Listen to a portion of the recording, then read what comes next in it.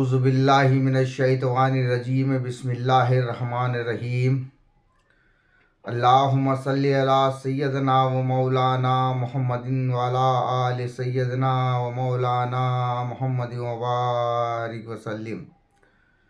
अल्लाहुम्मा सल्लि अला सय्यदना व मौलाना मुहम्मदिन व अला आलि सय्यदना व मौलाना मुहम्मदिन व बारिक व सल्लिम। अल्लाहुम्मा सल्लि अला सय्यदना व मौलाना मुहम्मदिन व अला आलि सय्यदना व मौलाना मुहम्मदिन व बारिक व सल्लिम। अज़ीज़ान मिल्लत इस्लामिया, मोहतरम बुज़ुर्गों, अज़ीज़ दोस्तों, नौजवान साथियों, मुअज़्ज़िज़ ख़वातीन, अस्सलामु अलैकुम व रहमतुल्लाहि ताला व बरकातहू।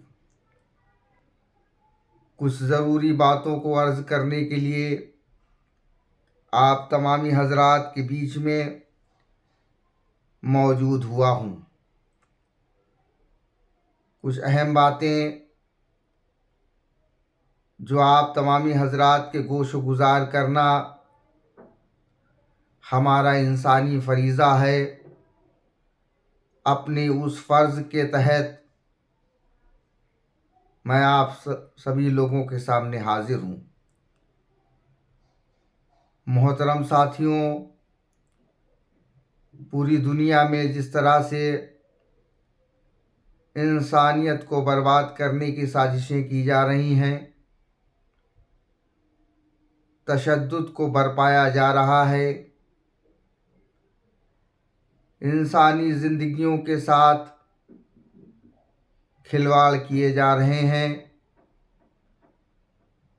कहीं न कहीं इन सब के पीछे जो ताकतें हैं, उन ताकतों का वाहिद मकसद अपना इक़्तिदार और तसल्लुत हासिल करना है। अपने इक़्तिदार और तसल्लुत के लिए मजहबी रसूमात को,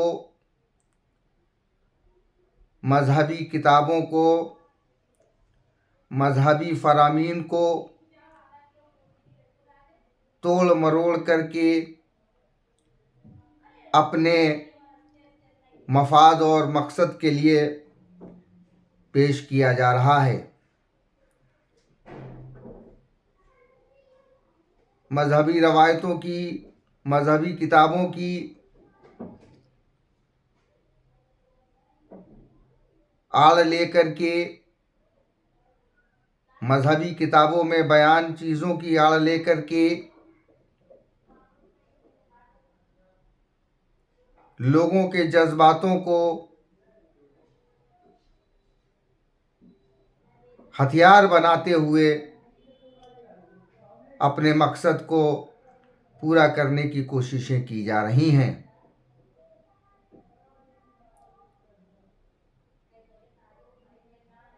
जैसा कि मैं अपनी तहरीरों में कई बार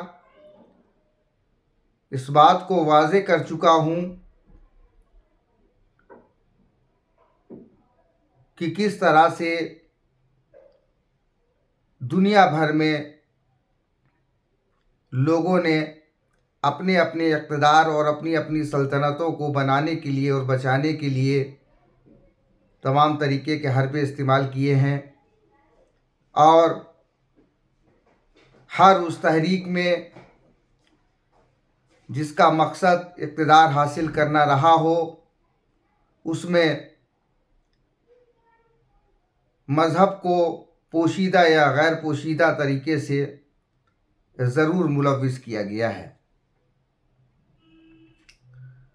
मैं ये नहीं कहता कि ये किसी एक पार्टिकुलर मज़हब के या पार्टिकुलर रिलीजन के लोग या उनके मानने वालों की जानिब से ऐसा किया जा रहा है। तमाम ताकतें हैं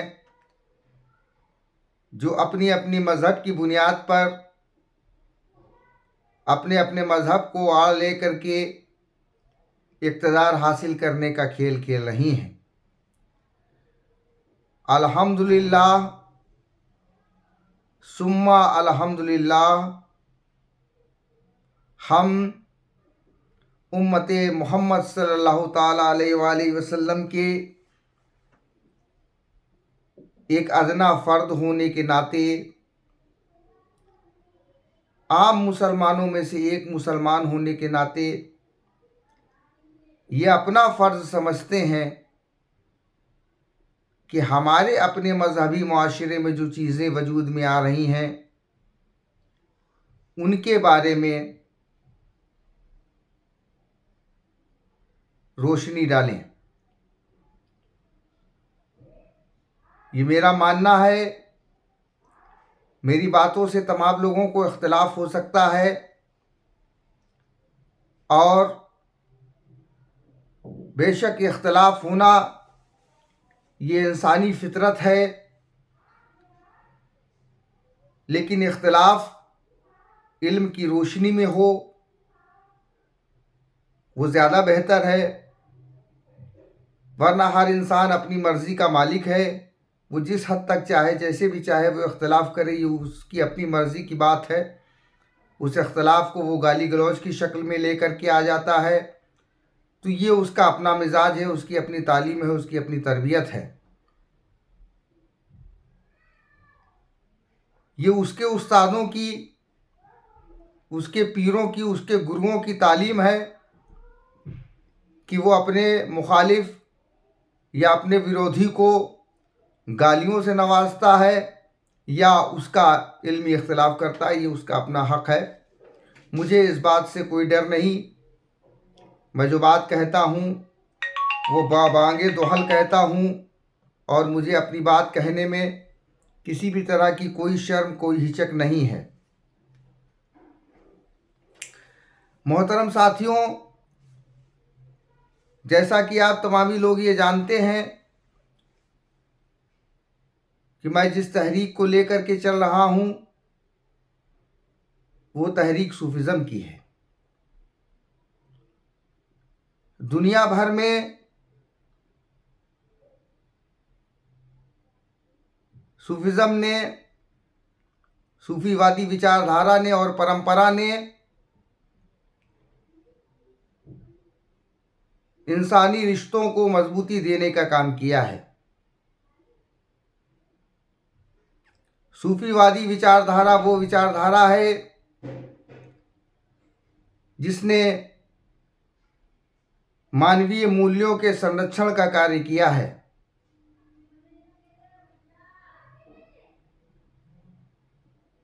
हम और हमारी तंजीम अपने महदूद वसाइल के साथ हिंदुस्तान के गोशे गोशे में इस विचारधारा को फैलाने का काम कर रहे हैं। हमारा आज का जो गुफ्तगू का मौजू है वो मौजू ये है कि किस तरह से मुसलमानों के जज्बातों को का सहारा लेकर के, आम मुसलमानों के जज्बातों को भड़का करके, मुसलमानों को बरगला करके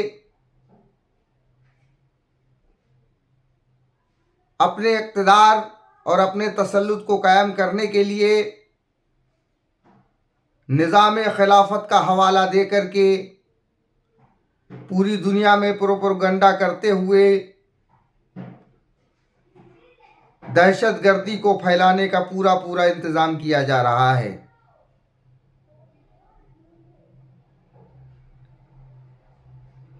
तमाम तंजीमें पिछले काफ़ी अरसे से इस सिलसिले में काम कर रही हैं। मैंने कई बार इस बात को वाज़े किया है कि मुस्लिम ब्रदरहुड की विचारधारा, जिसे इख्वानुल मुस्लिमून भी कहा जाता है, उस विचारधारा के तहत तमाम मुसलमानों को आपस में भाई बताते हुए एक एजेंडे के तहत, जबकि वो ऐसा कुछ भी नहीं समझते हैं। उनके अकायद पार्टिकुलर एक ख़ास फ़िरके के अकायद हैं, जिसे फ़िरक़ा वहाबिया या अहले हदीस कहा जाता है। उसी अकायद को मानने वाले और उसी फ़िक़्ह पर की तलक़ीन करने वाले गैर मुक़ल्लिदीन का ये पूरा का पूरा कुनबा है, जो इस साजिश में दुनिया भर में मुलव्विस है। हम बातों को ज़्यादा तूल ना दे करके अपने असल मौजू पर वापस आते हैं। इन बुनियाद परस्त ताकतों का वाहिद मकसद मुसलमानों के जज्बातों को मजरूह करते हुए, मुसलमानों के जज्बातों के साथ खिलवाड़ करते हुए कुरान मुक़द्दस और तमाम अहादीस की बातों का मिस इंटरप्रिटेशन करते हुए अपने मकसद में लगे हुए हैं। किसी की बुराई करना, किसी की आलोचना करना हमारा मकसद नहीं है। हम बातों की तह के अंदर जाना चाहते हैं और उस पर तबादला ख्याल करके आप तमामी हजरात को उन सारी बातों से आशना कराना चाहते हैं।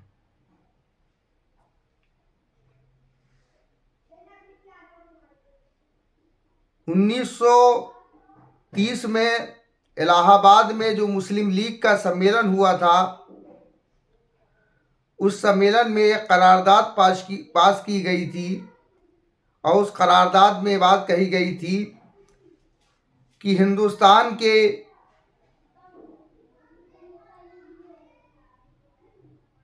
शुमाल मगरिबी हिस्से में हम एक ऐसी रियासत कायम करना चाहते हैं जो सारी दुनिया के लोगों को, सारी दुनिया के मुसलमानों पर अपना नियंत्रण रखे।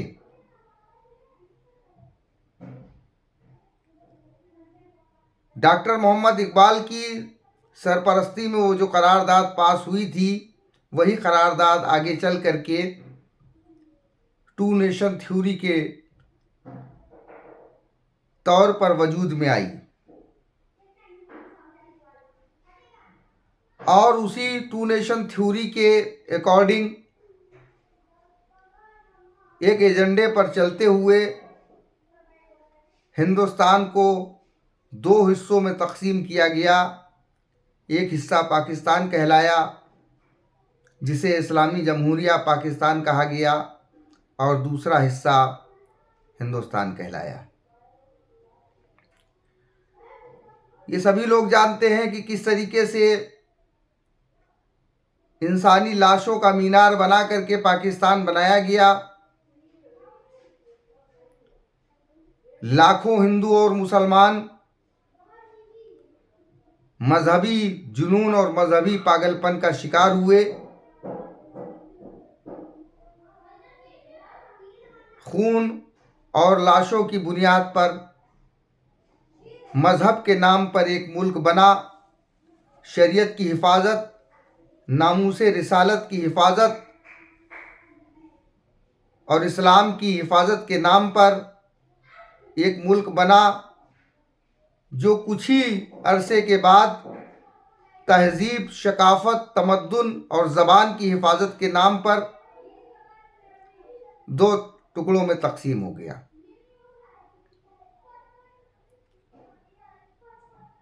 मेरी बात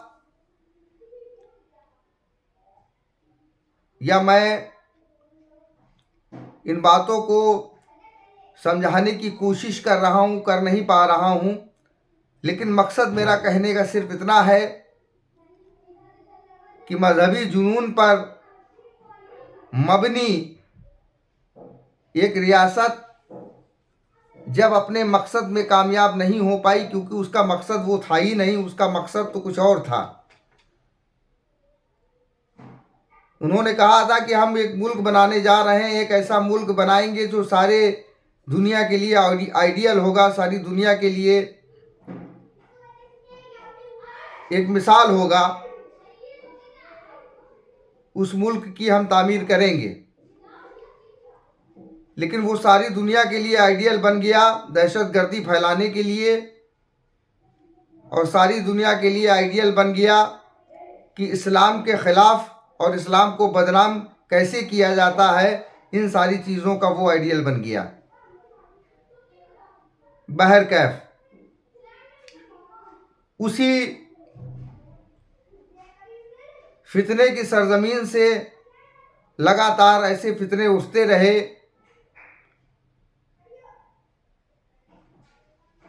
जो मुल्क हिंदुस्तान की अज़मत, सलामती और बका की ख़िलाफ़ में काम करते रहे। आज फिर उसी मुल्क में नए फितने ने जन्म लिया है, बल्कि नए फितनों ने जन्म लिया है। ये सारी दुनिया जानती है कि हर मज़हब की एक फ़िक्र होती है। हर मज़हब में कई पहलू होते हैं। एक रूहानी पहलू होता है, एक सियासी पहलू होता है, एक समाजी पहलू होता है। ये हम बखूबी जानते हैं कि किसी भी विचारधारा को फैलाने के लिए एक सहारे की ज़रूरत पड़ती है, और वो सहारा अगर इक़्तिदार हो, अगर इक़्तिदार का सहारा हो, सियासत का सहारा हो, तो जाहिर सी बात है उस बात को आगे बढ़ाने में मदद मिलती है। इसीलिए मज़हब का एक पहलू सियासत भी होता है, अगरचे वो सियासत फलाह और बहबूद के लिए इस्तेमाल की जाए। मज़हब इस्लाम ने इसके लिए भी ज़ाविये तय कर रखे हैं। कुरान मुक़द्दस में साफ साफ इस बात को कहा गया है, अम्रहुम शूरा बैनहुम। वर्तमान जो दुनिया भर में लोकतांत्रिक सिस्टम है, उस सिस्टम में अम्रहुम शूरा बैनहुम की झलक मिलती है, और एक वेलफेयर स्टेट को बनाने में, उसको चलाने में ये एक महत्वपूर्ण किरदार अदा करती है। ये तो सियासत का पहलू हो गया। सामाजिक ताने बाने को मजबूत करने का, इंसानी रिश्तों को मजबूत करने का भी एक पहलू होता है। हर धर्म में उस चीज़ को, हर संस्कृति में वो चीज़ मिलती है। हम जिस मुल्क में रहते हैं, इस मुल्क हिंदुस्तान में सदियों पुरानी एक तहज़ीब है जिसे वसुधैव कुटुंबकम कहा जाता है, यानी एक इस सारी वसुधा को, सारी धरती को एक परिवार तस्वुर किया गया है। उसी तरह इखलाक को मजबूत करते हुए इंसानियत की खिदमत करने, खल्क़ खुदा की खिदमत करने के लिए मज़हब इस्लाम ने भी, नबी करीम सल्लल्लाहु ताला अलैहि वसल्लम ने इसके बारे में कई जगह इरशाद फरमाया, कुल खल्क़ अयालुल्लाह, सारी मखलूक अल्लाह का कुनबा है। आपका ये फरमान दुनिया भर में इंसानियत को फैलाने में, इंसानियत की खिदमत करने में बड़ा साजगार है। नबी करीम सल्लल्लाहु ताला अलैहि वसल्लम की इसी तालीम को सारी दुनिया में फैलाने के लिए जो गिरोह उठा, नबी करीम सल्लल्लाहु ताला अलैहि वसल्लम की इस तालीम की फ़िक्र करने वाला जो गिरोह पूरी दुनिया में मुसलमानों का उठा काम करने के लिए, इसी गिरोह को गिरोह सूफिया कहा जाता है। इसी को सूफ़ी सोच कहा जाता है। मैं इस बात को वाज़े कर देना चाहता हूँ कि तसव्वुफ ना तो कोई फ़िरका है, ना तो कोई दीन है,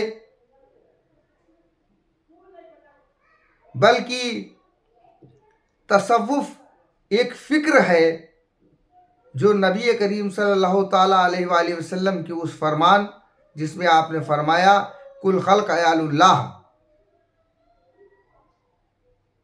उस फरमान को आगे बढ़ाने का काम करती है। बल्कि इस फरमान से पहले जो अल्लाह तबारक व तआला का हुक्म है, जो अल्लाह तबारक व तआला ने कुरान मुक़द्दस में फरमाया वमा अरसलनाका इल्ला रहमतल लिल आलमीन, हमने आपको भेजा इस सारी ज़मीन के लोग, इस सारे आलमीन के लोगों के लिए रहमत बना करके। तो ये आयत मुक़द्दसा, आयत करीमा अपने आप में ख़ुद वजाहत कर देती है कि इस्लाम का मकसद क्या है। और सूफिया किराम इसी आयत की रोशनी में और फरमान नबी की रोशनी में सारी दुनिया में अमन और शांति का पैगाम लेकर के काम कर रहे हैं। जाहिर सी बात है कि जहाँ पर मोहब्बत का पैगाम होगा, यकीनी तौर पर वहाँ पर नफ़रत की कोई जगह नहीं होगी। जहाँ पर बात मोहब्बत की जाएगी, जाहिर सी बात है कि वहाँ पर नफ़रतों का कोई मकाम नहीं होगा। ये भी यकीनी है कि अगर किसी को नफ़रत की दुकान चलानी है, अपना नफ़रत का कारोबार बढ़ाना है, या नफ़रत पर मबनी अपनी किसी तहरीक को चलाना है, नफ़रत पर मबनी अपने इक़्तिदार को हासिल करने की कोई तहरीक चलानी है, तो उसके लिए जो पैगामात मोहब्बत के दिए जा रहे हैं उन पर हमला करना ज़रूरी होगा। उस आइडियोलॉजी को, उस सोच को, उस विचारधारा को कंडम करना ज़रूरी होगा।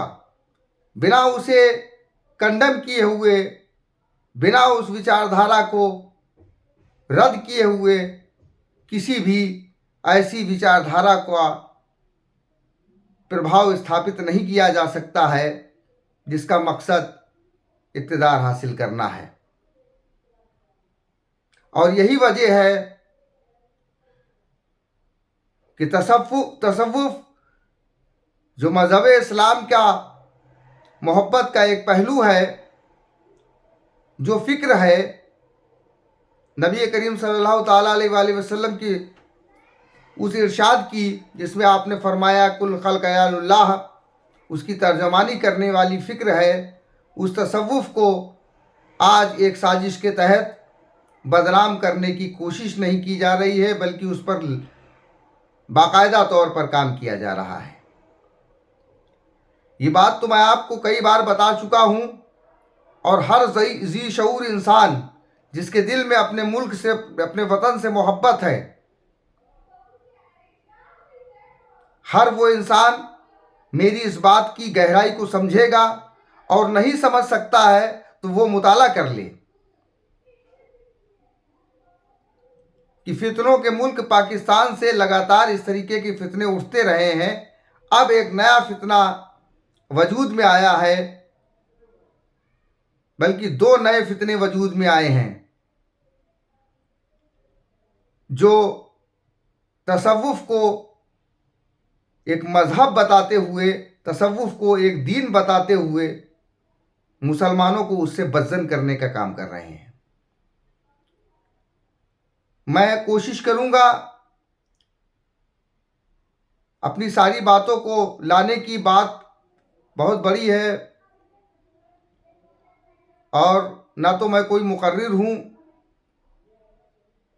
ना तो कोई मैं आलिम और मौलाना हूँ जो आपको लच्छेदार बातों को बताते हुए अपनी बात कर सकूं। लेकिन जो चीज़ें जिनका मुताला मैंने पिछले कई दिनों से किया, बल्कि कई महीनों से कर रहा हूँ, उसकी रोशनी में बात निकल कर के आई है कि पूरी दुनिया में खिलाफत के नाम पर पूरी दुनिया में एक तहरीक चलाई जा रही है। और बड़े बड़े नाम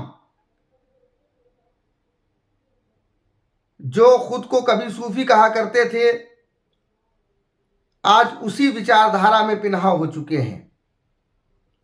हमें दुनिया भर से कोई वास्ता और सरोकार नहीं है कि क्या हो रहा है क्या नहीं हो रहा है, लेकिन होना भी चाहिए क्योंकि सबका प्रभाव हमारे देश पर होता है। लेकिन खुसूसी तौर पर हम अपने मुल्क के मुस्तकबिल के लिए, अपने मुल्क के नौजवानों की मुस्तकबिल के लिए फिक्र करना, यह हमारा कानूनी और संवैधानिक दोनों प्रकार का हक है।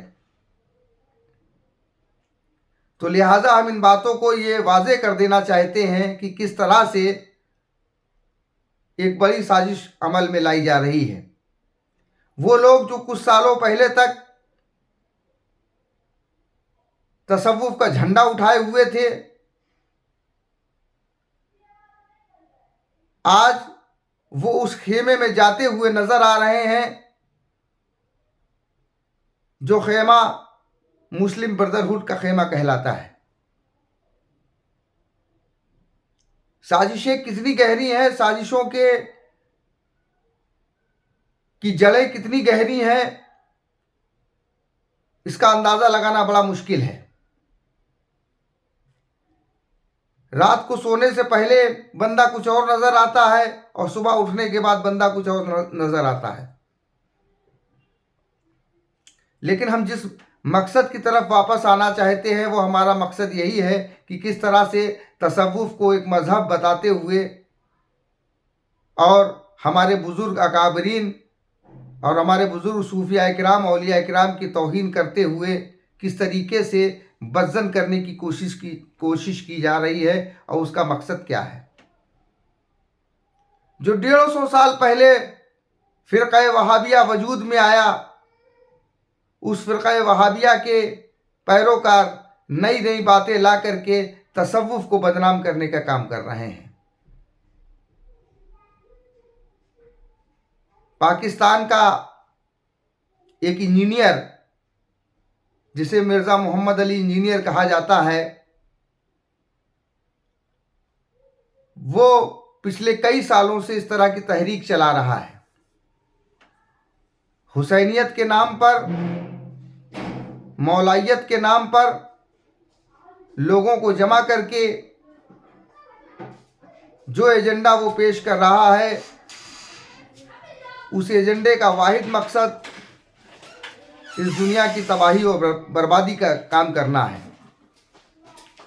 खिलाफत के एजेंडे के लिए काम करने वाला मिर्ज़ा मोहम्मद अली इंजीनियर ये बखूबी जानता है कि जब तक इस्लाम में फ़िक्र तसव्वुफ ज़िंदा है, सूफ़ीवादी विचारधारा और सूफ़ीवादी परंपरा ज़िंदा है, उस एजेंडे को पाए तकमील तक नहीं पहुंचाया जा सकता है। और यही वजह है कि उसके ज़रिए लगातार इस तरह के हमले किए जा रहे हैं। ये मिर्ज़ा मोहम्मद अली इंजीनियर ये उसी सोच पर काम कर रहा है कि जिस सोच पर नसीम हिजाज़ी नाम के एक नावल निगार ने सन 1949 में एक नावल लिखा था जिसका नाम आखिरी चट्टान था। आखिरी चट्टान का जो हीरो था ताहिर बिन यूसुफ, वो हीरो भी इसी तरीके से तमाम फ़िरक़ों को गालियाँ दे करके, तमाम मुक़ल्लिदीन को गालियाँ दे करके और मुस्लिम ब्रदरहुड की बात करता था और खिलाफत के निज़ाम की बात करता था।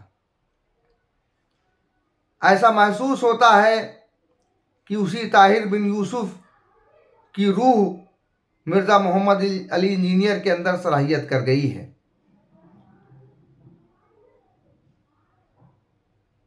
हमारी तहकीक में जो बातें सामने आई हैं वो बातें ये हैं कि ये मिर्ज़ा मोहम्मद अली इंजीनियर पाकिस्तान की दहशतगर्द तंजीमों के साथ इसके बड़े ताल्लुकात रहे हैं। ये अपने पढ़ाई लिखाई के दौर में जमाअत दावा की तहरीकों के साथ जुड़ा हुआ था। इसका गुरु जुबैर अली जई जो था वो भी जमाअत दावा का थिंक टैंक था। और ये जिन व्यक्तियों को अपना आदर्श मानता है वो सारे के सारे लोग इसी इस्लामी मुस्लिम ब्रदरहुड की विचारधारा पर काम करते हुए खिलाफत के निज़ाम को दुनिया भर में लागू करने का एजेंडा चलाते थे। मौलाना अबुल ओला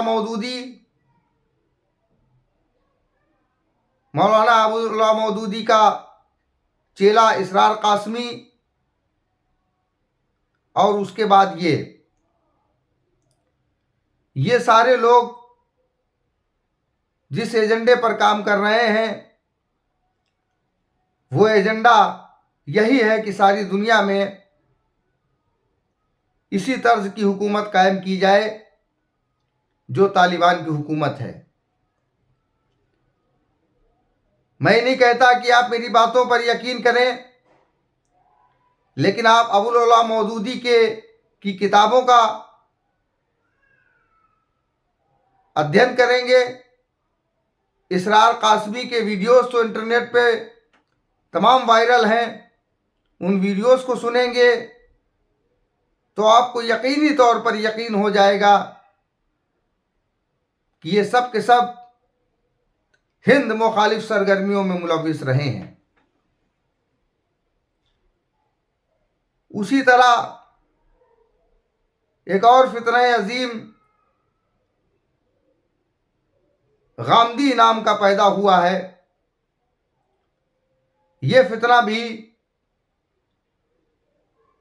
फिक्र सूफिया तसव्वुफ को एक नया दीन बताता है। तमाम उल्टी सीधी बातें सूफिया किराम से मंसूब करके उनको बदनाम करने की कोशिश की जा रही है। एक बड़ी गंभीर साजिश के तहत पहले तो इन लोगों ने पाकिस्तानी दहशतगर्दी बरेलवी तंजीमों को, पाकिस्तानी बरेलवी दहशतगर्द मुल्ला आसिफ अशरफ जलाली और इलियास जैसे लोगों को सूफी बताया और पूरी कोशिश की और लगातार ये कोशिश में है कि इन लोगों को सूफी बताते हुए ये बताया जाए कि ये इस्लाम का एक अलग फ़िरका है। इनके अमाल को, इनके कामों को दुनिया के सामने बदनाम करते हुए कि सूफ़ी भी देखिए किस तरीके से जो है ये दहशतगर्दियों को सूफियों के साथ जोड़ करके पूरी दुनिया भर में बदनाम करने की कोशिश की गई। अपने उस हरबे में जब कामयाब नहीं हो पाए तो इन फितना परवरों ने एक नया फितना पैदा किया कि तसव्वुफ को एक नया मजहब ही बता दिया।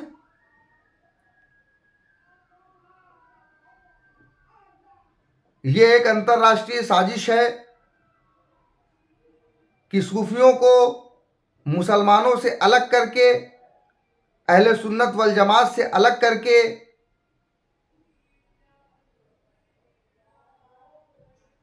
उनको इस्लाम से खारिज बताते हुए अपने खूनी एजेंडे को आगे बढ़ाया जाए।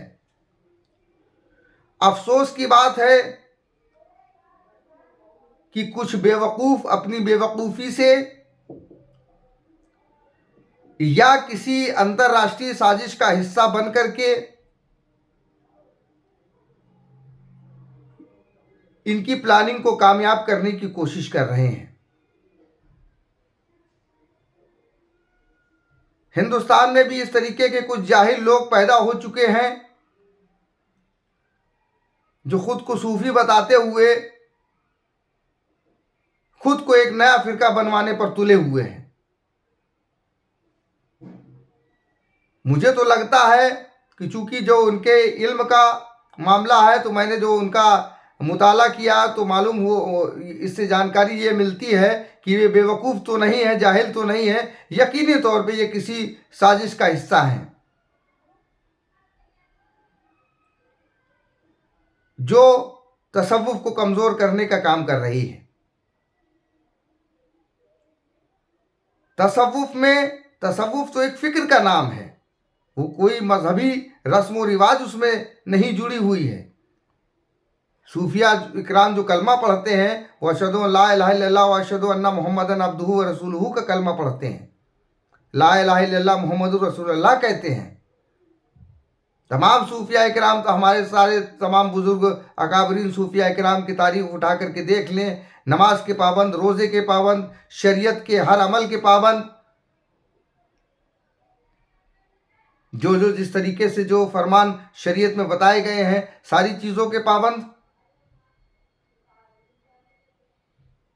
लेकिन ये जो लोग चीज़ें लेकर के चल रहे हैं, ये जो नया जो है वो सूफी तंजीमों के नाम पर एक ढोंग रचा करके नई नई चीज़ें की जा रही हैं, मुशरिकाना रस्म व रिवाज को नाफिज करके उसको तसव्वुफ का नाम दिया जा रहा है। मर्द और औरत को गलत मलत करके किस तरीके से उसको पेश करके उसको तसव्वुफ का नाम दे करके दुनिया को मौका दिया जा रहा है कि दुनिया के लोग इस चीज़ को ये कहें कि ये तसव्वुफ नहीं है, बल्कि ये तो कोई नया दीन है। बड़ी जिम्मेदारी के साथ कहता हूँ कि ये लोग जो ये काम कर रहे हैं, ये वही काम कर रहे हैं जो अकबर बादशाह ने किया था। ये तसव्वुफ को दीन इलाही सुलह कुल्लियत के नाम पर पेश कर रहे हैं।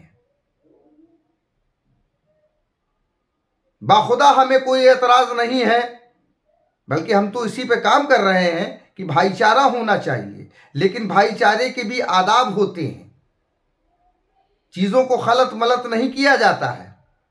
भाईचारे में और सुलह कुल्लियत में फ़र्क होता है।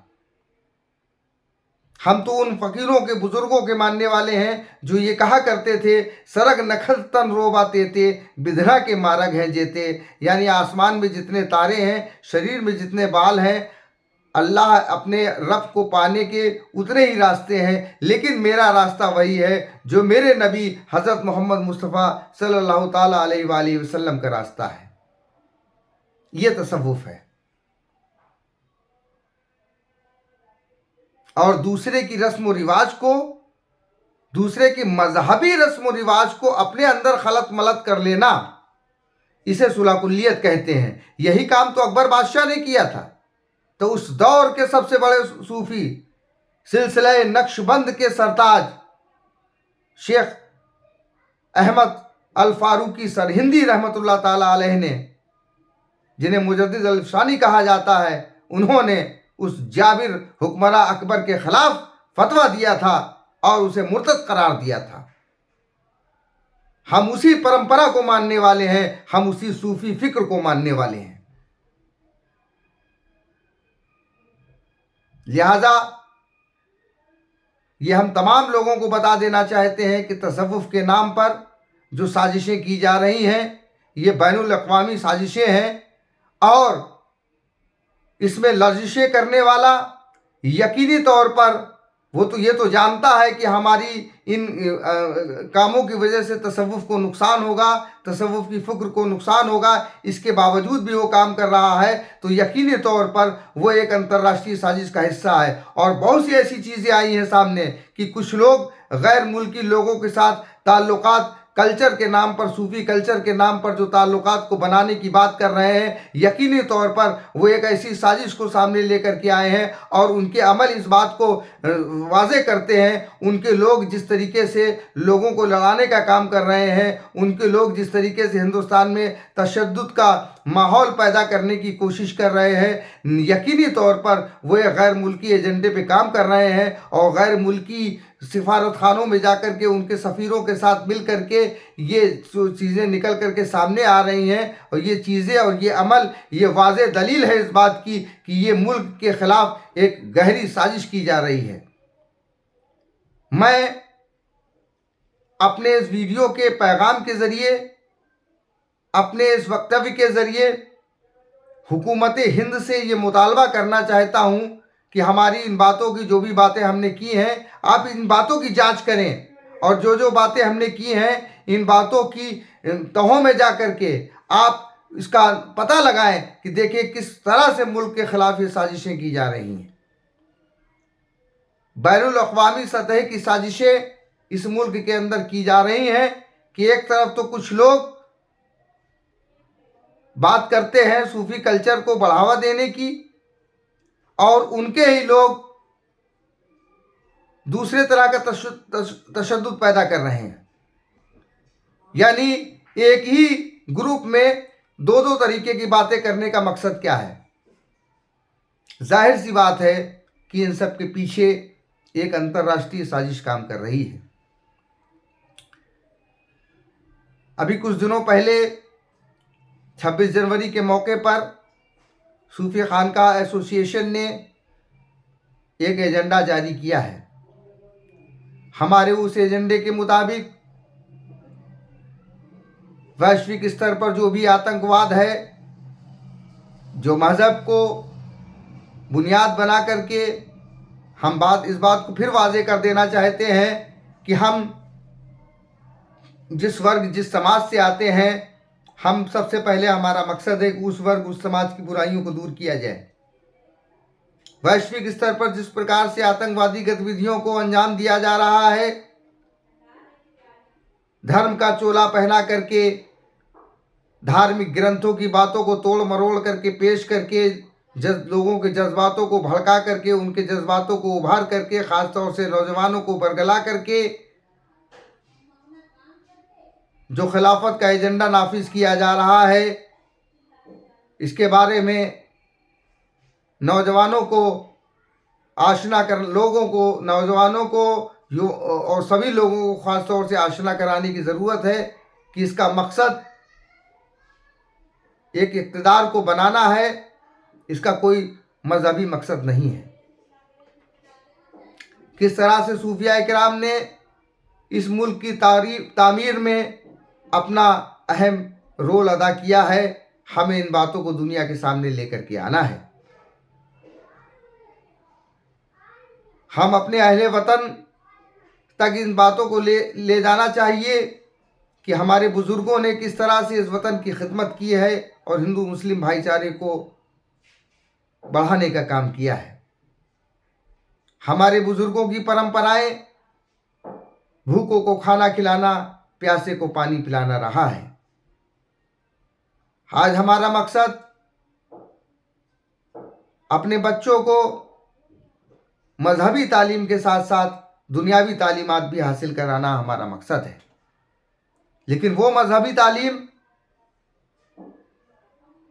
जो सही मजहब की सही बात को बताती हो, वो तालीम जो अमरहुम शूरा बैनहुम को लेकर के आगे बढ़ती है, वो जो इंसानी जज्बात में इंसानी रिश्तों को बनाने की बात करती है, हमें उस तालीम को आगे बढ़ाना है।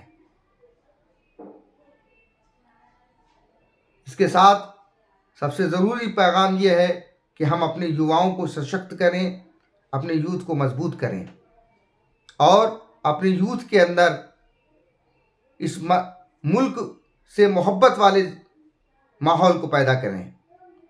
इसके लिए हम सबको मिलकर के कोशिश करनी पड़ेगी। हम कई बार इस बात को कहते चले आए हैं कि हमें अपने महदूद वसाइल के साथ, अपने सीमित संसाधनों के साथ अपनी बात को आगे पहुंचाना है, आगे बढ़ाना है। फ़कत अल्लाह तबारक ताला की ज़ात पर भरोसा करते हुए जिस तरह से हमारे बुजुर्गों ने मोहब्बत के दर्स को, मोहब्बत के पैगाम को आगे बढ़ाने का काम किया है, हमें उसी तरह से इस पैगाम को आगे बढ़ाने का काम करना होगा। हम जब ये बात करते हैं कि इस मिशन को पूरे देश में, पूरी दुनिया में आगे फैलाया जाए, तो सामने बात आती है सबसे बड़ी कि फंड कहाँ से आएगा। एक बड़ा प्रश्न सामने खड़ा हो जाता है, एक बड़ा सवाल सामने आ जाता है कि इस काम को करने के लिए फंड कहाँ से आएगा। साहब, हमारे बुजुर्गों की कारकर्दगी, हमारे बुजुर्गों ने जो काम किया है, वो हमारे सामने एक नज़ीर है। किसी फंड की ज़रूरत नहीं पड़ती है अगर आप राह हक के लिए निकल पड़ते हैं। ये ज़रूरी नहीं कि आप हज़ारों और लाखों की मजमू में सेमिनार कराते घूमें। ये ज़रूरी नहीं कि किसी तंजीम का सहयोग लेकर के, किसी हुकूमत का सहयोग लेकर के, किसी मल्टीप्लेक्स में या किसी एसी वाले हॉल में बैठ करके, बड़े बड़े वीआईपी को बुला करके कोई सम्मेलन करके फिर मैसेज पास किया जाए, और ऐसे मैसेज को कोई सुनता भी नहीं। ये हुकूमत के गलियारों में चीज़ें घूमती हैं और वहीं पर घूम करके ख़त्म हो जाती हैं। चीज़ें वही कामयाब होती हैं जो ज़मीनी सतह पर की जाएं। हमें कोशिश ये करनी है, जो ज़मीन पर लोग मौजूद हैं, हमें उनमें इत्तेहाद पैदा करने की कोशिश करनी है, अपने काम से, अपने अमल से। हमें उन्हें जोड़ने की, उन्हें मिलाने की कोशिश करनी है। मल्टीप्लेक्स में और एसी के हालों में बैठ करके हिंदू मुस्लिम की इत्तेहाद बात करने से हिंदू मुस्लिम इत्तेहाद नहीं होता, इंसानियत का प्रचार नहीं होता। उसके लिए ज़मीन पे काम करना पड़ता है।